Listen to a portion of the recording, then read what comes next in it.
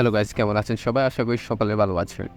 তো আজকে দেখাবো কীভাবে ভিডিও থেকে অডিও কনভার্ট করবেন।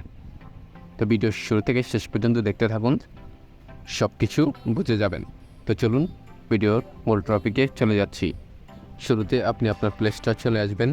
চলে আসার পরে প্লে স্টোর সার্চ বাটন গিয়ে লিখবেন ভিডিও টু MP3, ঠিক আছে? তো এটা ভিডিও টু MP3 কনভার্টার, এটা লাগার পরে এই যে এখানে একটা ফাইল আছে, কনভার্টার আছে, এটা দেখবেন।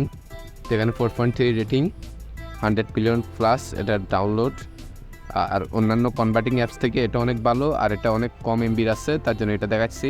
তো এটা ওপেন দিবেন। এটা ইনস্টল করার পর ওপেন দেওয়ার পর এখানে ফাইল অপশন ক্লিক করবেন। তারপর আপনি সাথে আপনার যতগুলো ভিডিও আছে সেগুলো শো করবে। তারপর এখান থেকে যে কোনো ভিডিও আপনি সিলেক্ট করবেন।